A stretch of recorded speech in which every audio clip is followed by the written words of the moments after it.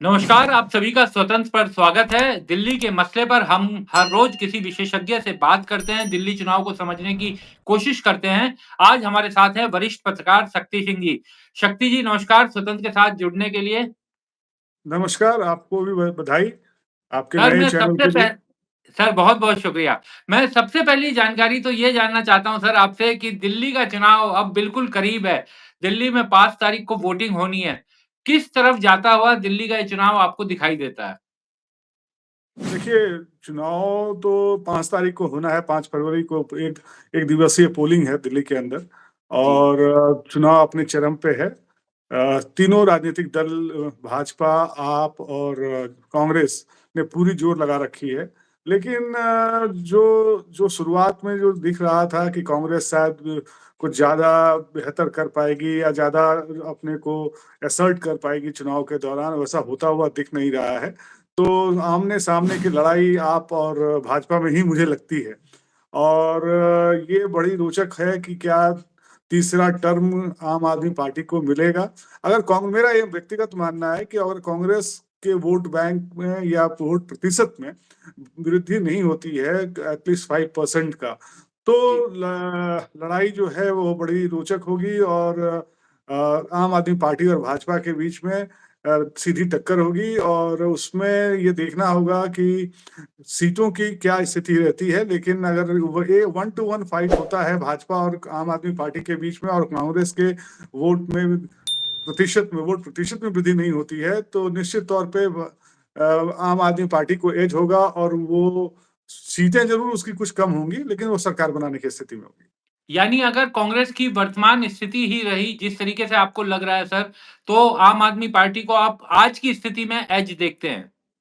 हाँ, क्योंकि कांग्रेस आपस के द्वंद्वों में, विरोधों में उलझ कर ही रह जाती है। इतनी बड़ी पार्टी है, उसके साथ ये समस्या है और दिल्ली का चुनाव तब तक आ गया और ये दोनों पार्टियाँ जो जैसे जैसे आप भाजपा 24/7 या 365 डेज़ चुनाव मोड में होती है, उनकी जी। तैयारी हमेशा रहती है, तो वो उनकी तो तैयारी दिख रही थी।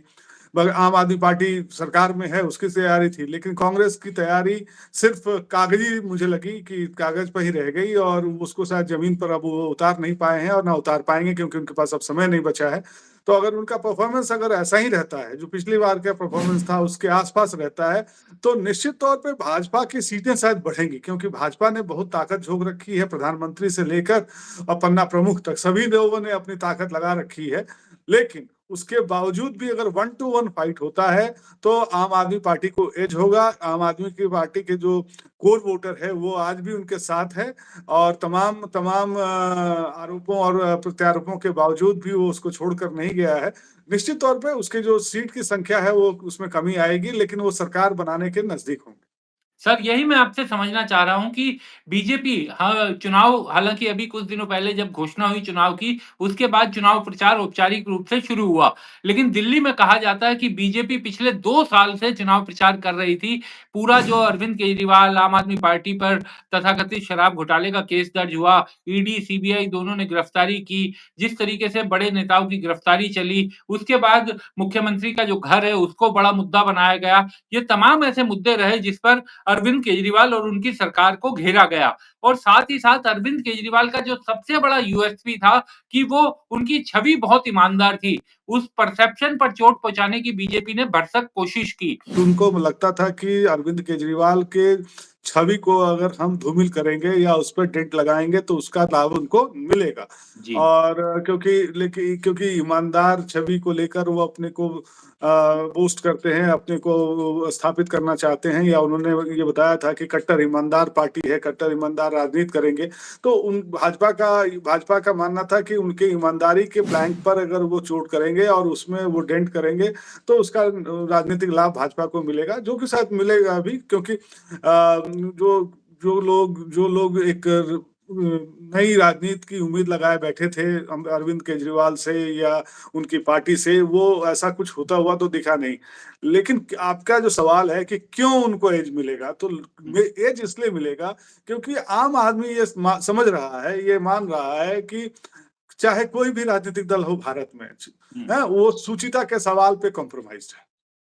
है तो क्या फर्क पड़ता है, ए आए, बी आए, सी आए, जिससे उसका काम होता है या जिससे उसके उसके जो जीवन में कुछ सुविधाएं मिल रही हैं या जिनको जिनको जिनके जिनके चैलेंजेस कम हो रहे हैं, चाहे वो 10 रुपए का हो, 100 रुपए का हो, 1000 रुपए का हो, अगर उनको लगता है कि वो डिलीवर हो रहा है और पार्टी क्या करती है, पार्टी के नेता क्या करते हैं, उससे बहुत फर्क नहीं पड़ने वाला है। क्योंकि बीजेपी भी जब आई थी अटल बिहारी वाजपेयी और आडवाणी जी के जमाने में, आप याद कीजिए, वो कहते थे we are the party with a difference. जी। हाँ, हाँ, लेकिन आज आज उनकी जो यूएसपी थी वो कहीं बची नहीं। चुनाव जीतने के लिए वो किसी को भी टिकट देने के लिए तैयार हैं, चाहे वो अपराधी हो, बलात्कारी हो, व्यभिचारी हो, भ्रष्टाचारी हो। चुनाव जीतने का जो फैक्टर है, विनेबिलिटी फैक्टर है, वो जिसके पास है उसको हर एक पार्टी चुनाव में टिकट दे रही है। तो फिर डिफरेंस कहाँ है? कोई डिफरेंस नहीं है।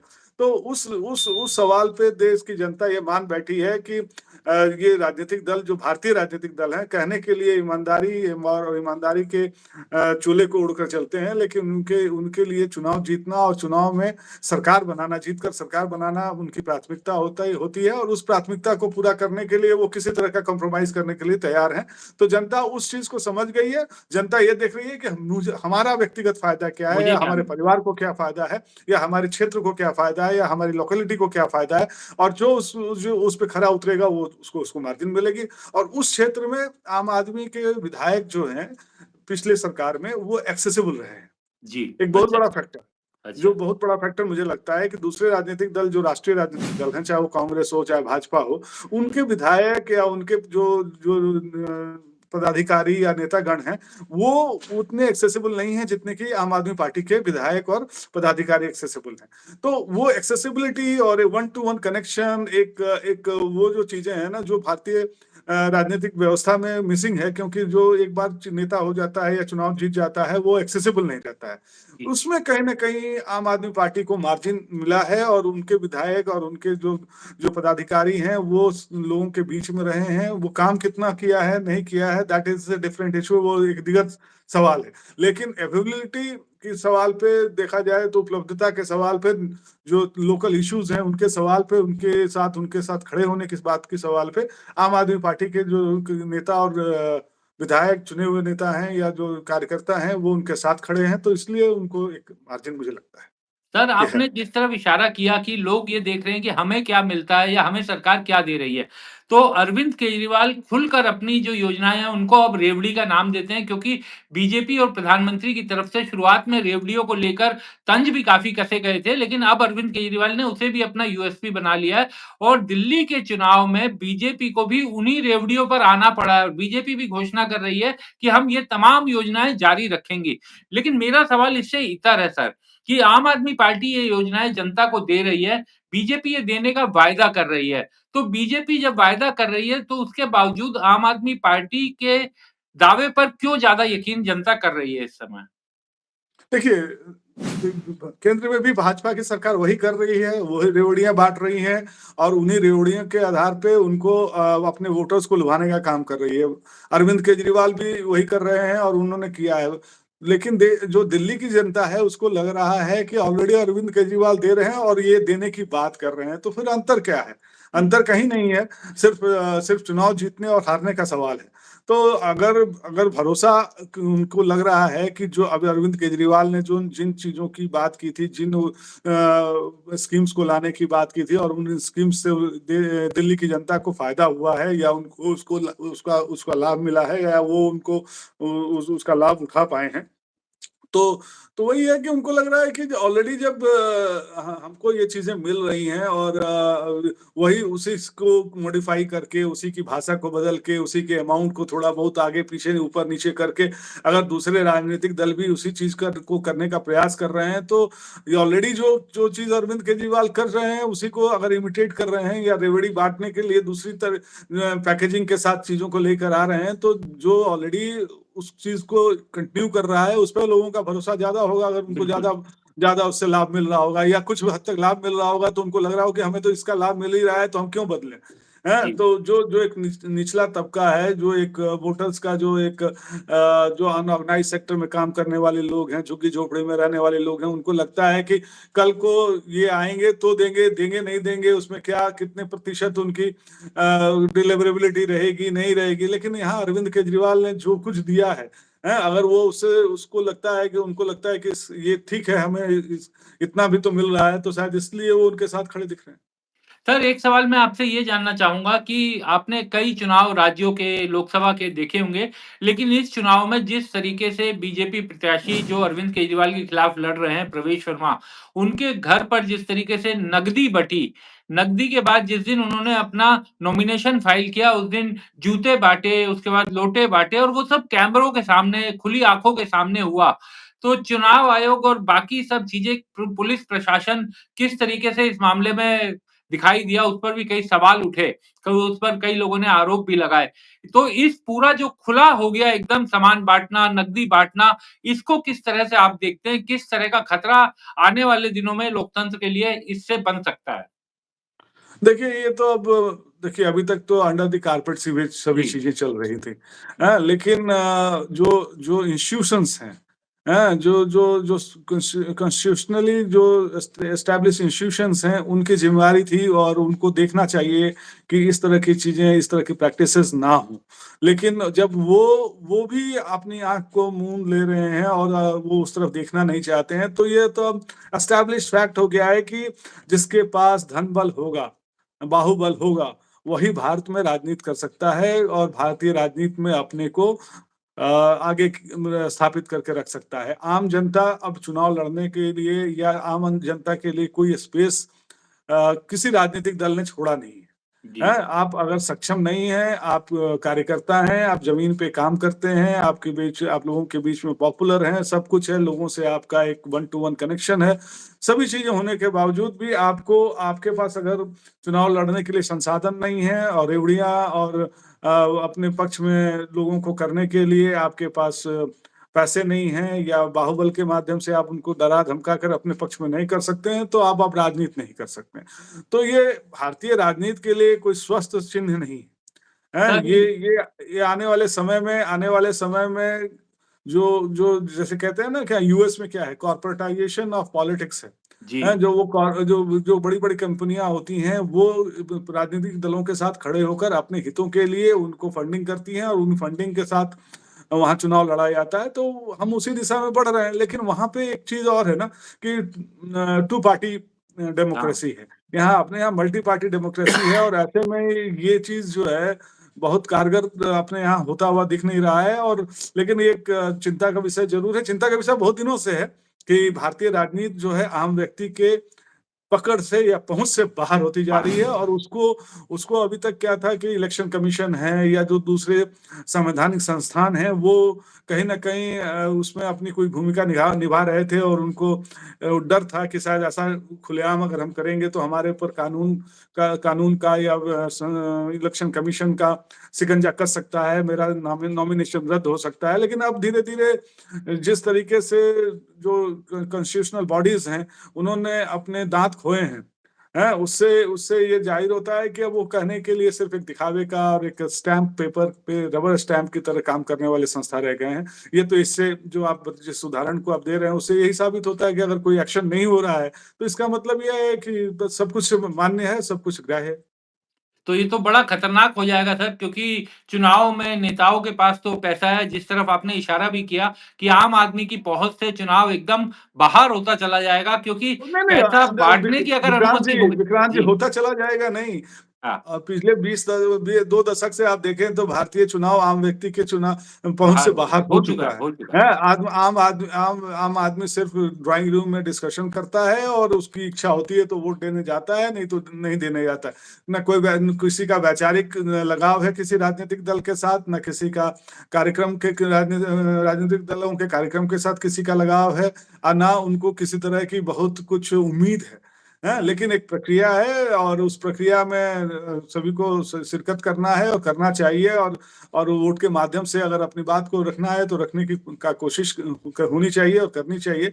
उसी क्रम में लोग वोटिंग करने जा रहे हैं। अदरवाइज राजनीति सबसे ज्यादा डिस्कस किया जाना वाला विषय है, बिल्कुल, लेकिन बिल्कुल।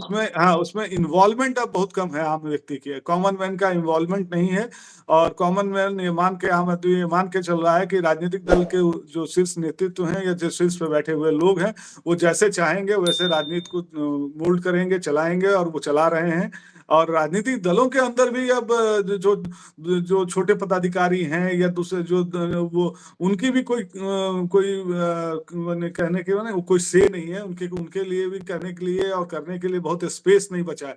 जो जी। शीर्ष नेतृत्व तय कर लेता है वो पूरी पार्टी मान लेती है, और इंटरनल डेमोक्रेसी के नाम पे उसे एक्सेप्ट कर लिया जाता है। सर, जो प्रवेश वर्मा का मैंने पूछा क्यों वो इसलिए भी इस संदर्भ में भी पूछा कि ये कहा जा रहा है कि बीजेपी और कांग्रेस के प्रदेश स्तर के नेताओं ने इस तरीके का चक्रव्यूह घेर बनाया इस बार कि दिल्ली के पूर्व मुख्यमंत्री आम आदमी पार्टी संयोजक अरविंद केजरीवाल को उनकी सीट पर किसी तरह घेर लिया जाए। तो उनकी सीट पर किस तरह का मुकाबला देखते हैं? क्या उनकी सीट फँस सकती है इस बार? देखिए, बड़ा इंटरेस्टिंग है। अरविंद केजरीवाल मुख्यमंत्री हैं, वो वहां से दूसरी बार या तीसरी बार चुनाव लड़ रहे हैं। और प्रवेश वर्मा जो है मुख्यमंत्री के साहेब सिंह वर्मा के पुत्र हैं, सांसद भी रहे हैं। और संदीप दीक्षित जो है शीला दीक्षित के जी, पुत्र बिल्कुल। हैं, और वो भी 2 बार कांग्रेस से या 3 बार कांग्रेस से सांसद रह चुके हैं पूर्वी दिल्ली से। तो बड़ा इंटरेस्टिंग त्रिकोणीय लड़ाई होने की उम्मीद है, और उसमें मुझे लगता है कि जो ये अर्बन अर्बन सीट है, पूरी हुँ, तरीके से सरकारी सरकारी कर्मचारियों का जो है वो इलाका है वहाँ पे, और कुछ कुछ बिजनेस कम्युनिटी के लोग हैं। झुग्गी बस्तियाँ भी झंडेवाला सर वहाँ पे ठीक-ठाक है। जी। जी। झुग्गी के वोट भी नई दिल्ली सीट पर काफ़ी काफ़ी है। हाँ, काफ़ी है। तो हाँ, देखिए, वो उसे अब ये देखना ये है कि झुग्गी की सीट मान लीजिए कि अरविंद केजरीवाल के साथ चला भी इंटैक्ट जाए। रहता है, हाँ, तो क्या सरकारी कर्मचारी किधर जाते हैं? हाँ। हैं, अगर सरकारी कर्मचारी भाजपा और नरेंद्र मोदी जी से अभी भी इन्फ्लुएंस्ड हैं, या उनकी पॉलिसीज़ से अभी भी इन्फ्लुएंस्ड हैं, या वो जो उम्मीद कर रखे हैं कि देश में जो एक नई नई जो जो भी चीज़ें हो रही हैं उसके लिए भाजपा ज़िम्मेवार है। तो वो प्रवेश वर्मा के साथ उनका उनका लगाव रहेगा, उनकी तरफ उनका झुकाव रहेगा। रह गई बात कांग्रेस की और संदीप दीक्षित की। संदीप दीक्षित शीला दीक्षित की लेगेसी को लेकर, पूरी कांग्रेस पार्टी को की लेगेसी को मान लीजिए लेकर वहां पर पहुंचे हैं, और उनकी उनकी छवि भी ठीक ठाक है, और सबसे बड़ी चीज है कि वो बड़े वोकल है। हुँ, इन बिल्कुल। तीनों तीनों प्रत्याशियों में उनका उनका क्या है, कम्युनिकेशन जो है ना, हुँ, जनता से कम्युनिकेशन बड़ा स्पष्ट होता है। तो हुँ। कहीं अगर वो अपनी बात बताने में अपनी माँ के कार्य को और दिल्ली से जोड़कर दिखाने में सफल होते हैं, तो उनको भी लोग पसंद कर सकते हैं, क्योंकि सुथरी छवि के नेतृत्व वाले नेता हैं, और उनके अंदर कम्युनिकेशन स्किल अच्छा है, हिंदी अच्छा बोल लेते हैं, अंग्रेजी तो मान लीजिए बहुत लोग बोल लेते हैं, लेकिन जी, जब तक आप जनता से उनकी भाषा में नहीं कम्युनिकेट कर पाते। कांग्रेस की एक बहुत बड़ी समस्या ये भी है कि जी, कांग्रेस के नेता जो राष्ट्रीय स्तर पे हैं, वो देश की जनता से या उत्तर भारत की जनता से कम्युनिकेट ही नहीं कर पा रहे हैं। जी। हाँ, वो अब खड़गे जी बोलना कुछ और चाहते हैं, बोल कुछ और चाहते हैं, अभी रंजन चौधरी बोलते कुछ और है, अर्थ कुछ और निकल जाता है। तो ये समस्या उनके साथ है, तो वो चीज संदीप दीक्षित के साथ नहीं है। संदीप दीक्षित हिंदी स्पीकिंग क्षेत्र से हैं, और इंग्लिश हिंदी पे अच्छा कमांड है, और वो तो अपनी बात को रख सकते हैं, और उन्होंने अपनी प्रयासों के माध्यम से जनता के बीच में अपनी बात को सही तरीके से रखा। तो ये त्रिकोणीय लड़ाई है, किसी को भी लाभ हो सकता है इससे। सर, एक बस अंतिम सवाल मैं आपसे जानना चाहता हूँ कि अखिलेश यादव और समाजवादी पार्टी के कुछ सांसद दिल्ली में अब चुनाव प्रचार शुरू कर रहे हैं। अरविंद केजरीवाल के साथ रोड शो भी करेंगे। तो क्या कांग्रेस के पास जाने वाले संभावित वोटर जैसे मुसलमान, अल्पसंख्यक या फिर पूर्वांचली वोट, उनको रोकने में कामयाब थोड़ी और मदद कर पाएँगे वो अरविंद केजरीवाल की? मुझे लगता है कि देखिए,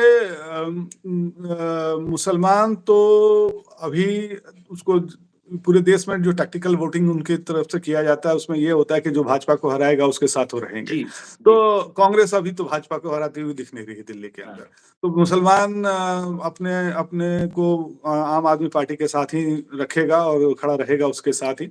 रह गई बात कुछ पूर्वांचल या उत्तर प्रदेश के जो ओबीसी वोटर्स हाँ। हैं, उनको उनको अगर अखिलेश अगर आकर अपील करते हैं, जो कि हो सकता है कि भाजपा की तरफ जाते हुए दिख रहे हों या जी। भाजपा से प्रभावित दिख रहे हों, वो शायद कुछ हद तक, कुछ प्रतिशत उसमें रुकावट आ सकती है, वो रुक सकते हैं कि नहीं हमारे नेता आए हैं, हमारे क्षेत्र के नेता आए हैं और उन्होंने उन्होंने अरविंद केजरीवाल के साथ एक गठबंधन बनाया है और राष्ट्रीय स्तर पे वो गठबंधन था जिसमें से कांग्रेस अलग हो गई है और उसका नुकसान तो ज़रूर हो रहा है कि ये लोग जो महागठबंधन बनाए थे लोकसभा चुनाव में हाँ, और इंडिया गठबंधन। हुँ। हाँ, इंडिया गठबंधन और अब चुनाव अलग-अलग लड़ रहे हैं, उसका नुकसान तो ज़रूर होगा कांग्रेस को भी होगा, आम आदमी पार्टी को भी होगा। लेकिन अगर क्षेत्रीय दल के नेता जैसे ममता बनर्जी हो गईं, अखिलेश यादव हो गए लालू यादव के पुत्र हो गए, ये सभी लोग अगर अरविंद केजरीवाल के साथ खड़े हैं तो एक मिनिमम जो 2-4% वोट का जो स्विंग हो सकता है उसको रोकने में सफल हो पाएँगे। बहुत-बहुत शुक्रिया सर, हमसे दार धन्यवाद। सतन से बात करने के लिए बहुत-बहुत शुक्रिया। हमारे चैनल को कृपया लाइक करें, सब्सक्राइब करें और अपने साथियों से भी ज़रूर करवाएँ। शुक्रिया।